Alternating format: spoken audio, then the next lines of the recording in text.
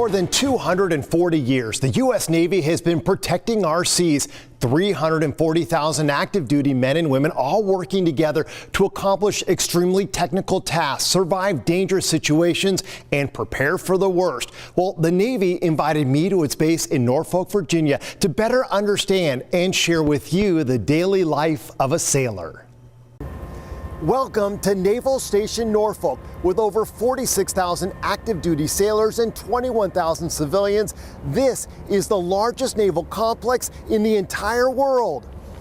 And this week, it's my home for their Sailor for a Day program, where we get to give you an inside look into the daily life of a Navy sailor.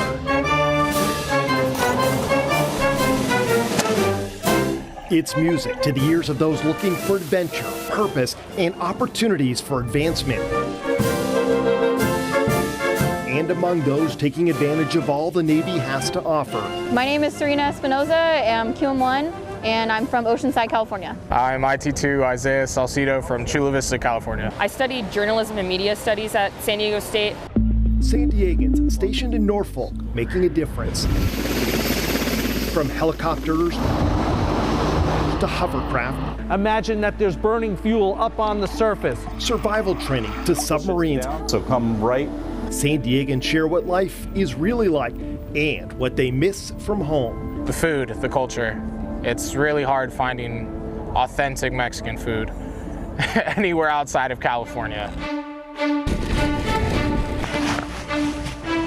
The first thing I learned is that sailors have several uniforms, and even though they have very little space in their room, all of them are required on deployment. This uniform I'm wearing is relatively new to the Navy. It's called Tupac. It'll be the primary at-sea uniform and is both lightweight and fire resistant. The next fire is going to be our flashover and our switchboards.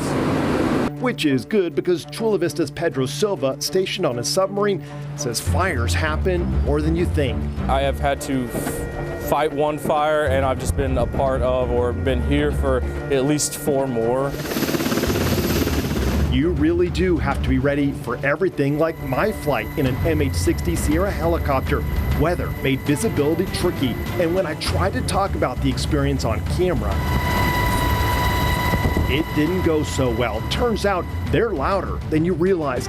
By the way, if these helicopters look familiar, it's because we have them in San Diego too. In fact, here's video of them helping to fight our 2007 wildfires and making rescues after hurricanes and other dangerous storms. The fact that our primary mission is rescuing people is pretty motivating. I enjoy the fact that, people get to go home and see their families at the end of the day because we do our job. If you're not a fan of flying, how about gliding in a hovercraft, or as the Navy calls them, LCAT, for landing craft air cushion. They can transport 500 Marines at a time. It will take Marines from the ship to shore, and we can do it at such a fast pace compared to other nations that we can really build up a huge force ashore very quickly. They can travel over 50 knots on water and safely hit beaches around the world that other boats can't. But what really surprised me on my quick ride was how smooth they are. This is a cool way to travel. Adrenaline always gets pumping no matter how many times you ride them. When in doubt, just go boom, boom, boom, boom, boom. Got it. Which brings us back to the music you heard earlier. The Navy Ceremonial Band is filled with accomplished musicians chosen through a competitive audition process to travel the country, playing at everything from ceremonies with high-ranking officials to community events. Hanging out with them definitely ended my first day of sailor training with a bang. Right, outstanding. And seeing that video makes you realize there are a lot of different jobs in the Navy, more than 150, and many of those specialties are needed on these aircraft carriers. So what's it like to live and work on one? Well, while I was in Norfolk, I was given a behind-the-scenes tour and realized even in a pouring rainstorm, the job must go on. This is the USS Gerald Ford. Not only is it the Navy's newest aircraft carrier, it's also the world's biggest, almost 4 football fields long, 20 decks, and as one sailor from San Diego told me, it's like a floating city. Fire! You know aircraft carriers provide platforms to launch strikes on coastal and inland targets. Protect keep the world's seas from terrorists and can serve as a base for delivering humanitarian aid. But did you know this is a typical stairway to get from one deck to another? For today's Sailor for a Day training, we're going to explore the ship that 2,700 men and women call home.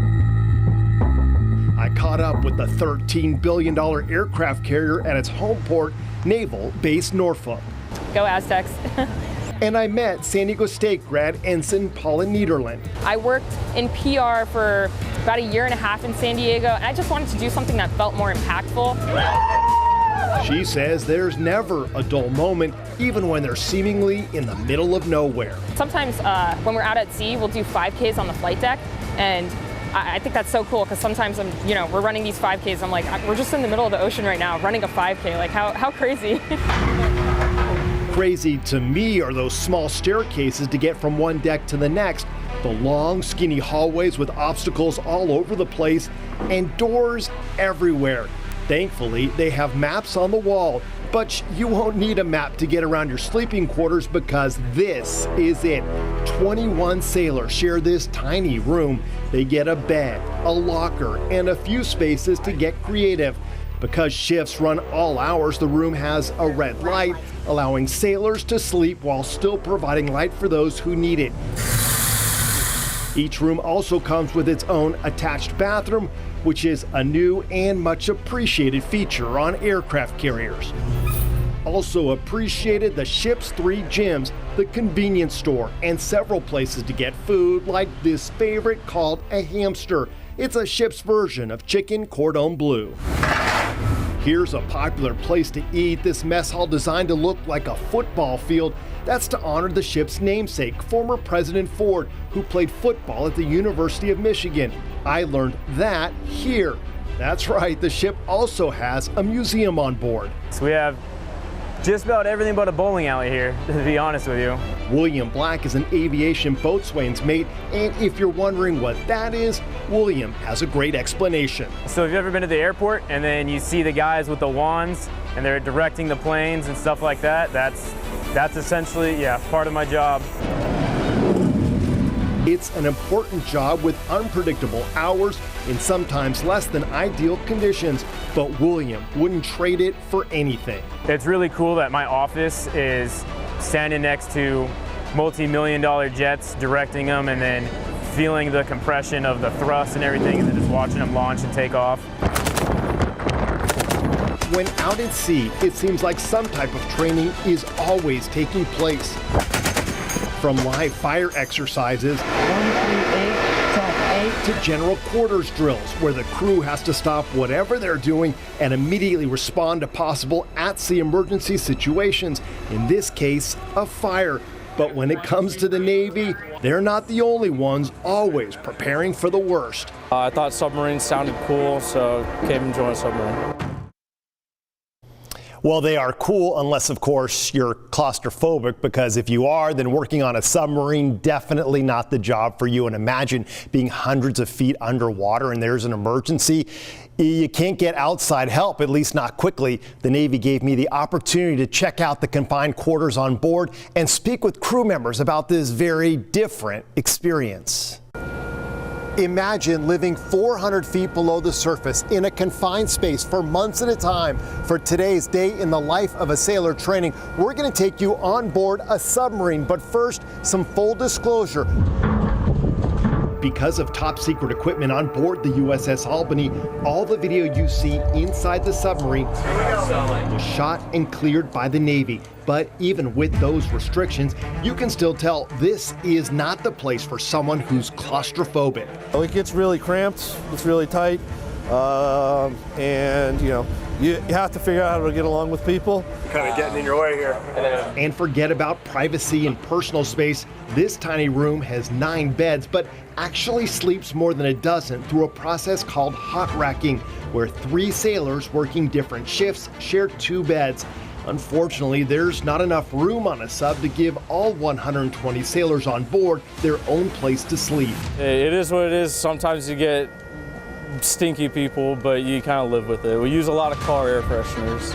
Chula Vista native Pedro Silva says everyone is so busy on a submarine, the days actually fly by pretty fast. Living on board, it's kind of like a time machine actually. So when you go down, you kind of lose all track of time just because of our tight schedule. They bring enough food to be self-sufficient for 90 days, but forget about phone calls home. Our only way of communication is emails generally, so. And depending where you are, you may go weeks without an internet connection because the whole point of a sub is to not do anything that can get you noticed.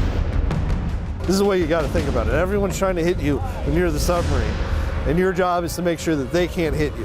One way to hide, find swimming shrimp. They're so loud in the ocean, they can throw off the enemy. And if that doesn't work, This is the torpedo room. This is the weaponry, the majority of the weaponry that we carry on board the submarine. green means they're explosive. But beyond that, we weren't given many specifics. Pull yours up. We were also prohibited from showing you the Albany's control room, but we can show you this submarine control simulator where we learned how to navigate the vessel. We'll go down to 300. From my seat, I control the sub going up and down. The person next to me, left and right, it's relatively stress-free when everything is going smoothly, but on a submarine, you can suddenly have leaks that must be fixed while the vessel is underwater. And fires, which happen more than you'd think on a submarine, usually in the dryer, and they don't have firefighters on board to put them out. If something goes wrong, you have to be able to deal with it yourself, which is why everybody is a damage control person on the submarine. Everyone does damage control. Surface ships, you've got guys who that is their job. On a submarine, everyone does it.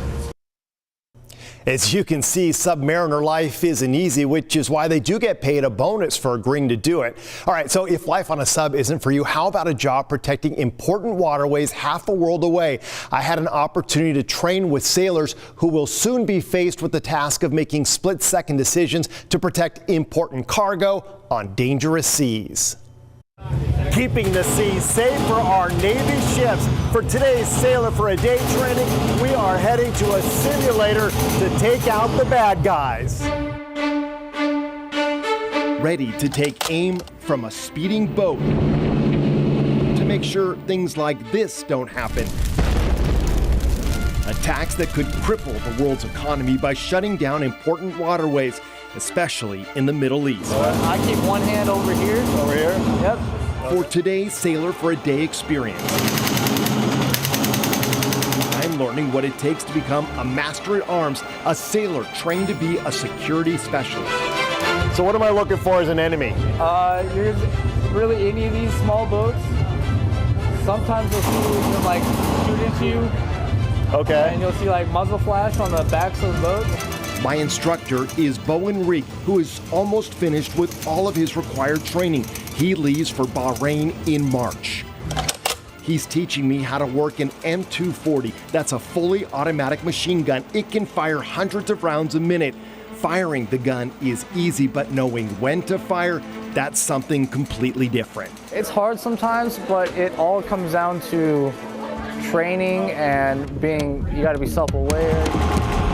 One mistake could cost you and your fellow sailors their lives, accidentally kill innocent civilians, allow terrorists to strike their target. So these sailors undergo months of training to make split-second decisions. It helps us with our decision-making process to make sure that we identify what a threat is from a hostile actor and somebody that's just curious about what we're doing here. It helps a lot. It helps me get comfortable with the radios, helps me comfortable with communication, helps me know what I'm gonna actually do when I get to fire. Since threats never take a break, the job of Master at Arms is demanding, complex, and at times very dangerous. But it can also be extremely rewarding, knowing you're saving lives. I love it. It gives you a sense of purpose and a sense of feeling that, wow, I'm doing something that not a lot of people get to do, and I love it.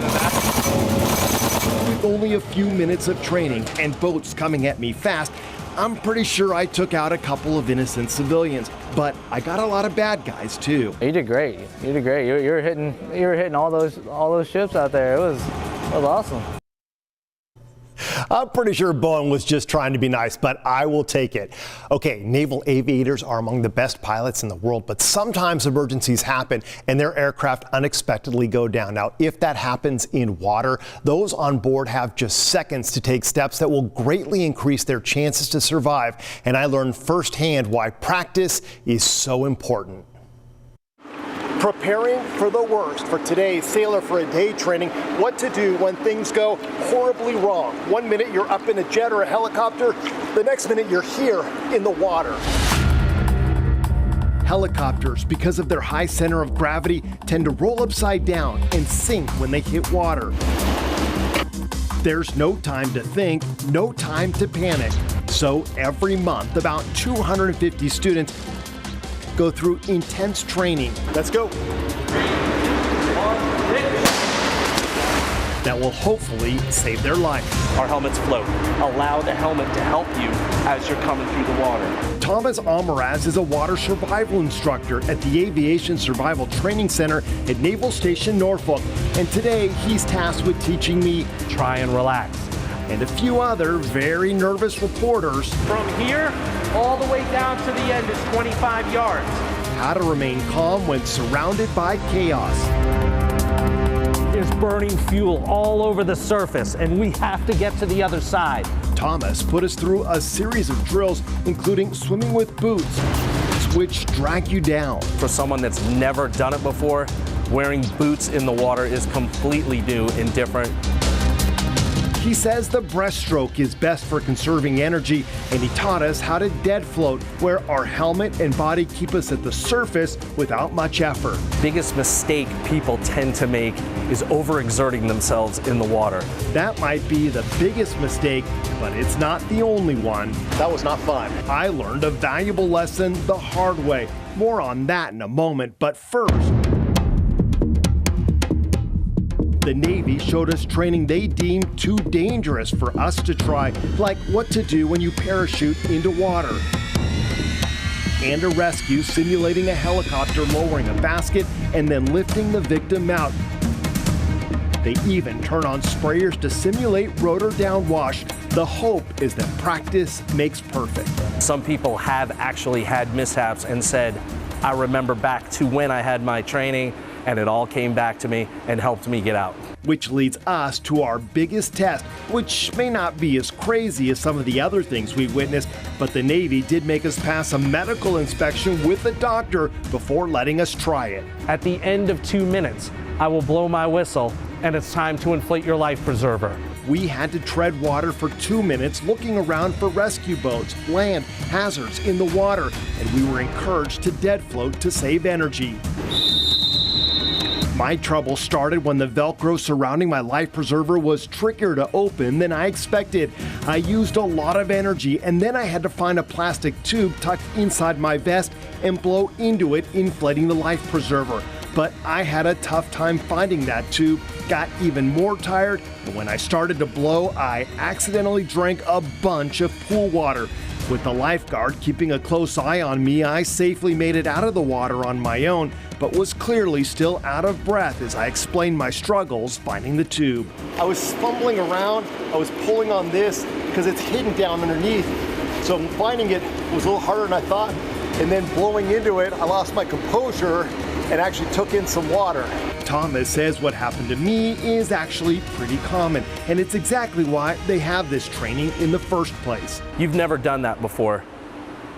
When you get into the muscle memory and the repetition of doing everything, it becomes easier and easier and easier, so that even if you did inhale some water, you understand what's happening and you can get past it and just continue on with your task. I hope I never have to use my training, but I'm glad I have it just in case. And I appreciate the Navy giving me this chance to get a glimpse of the amazing work our sailors do every day.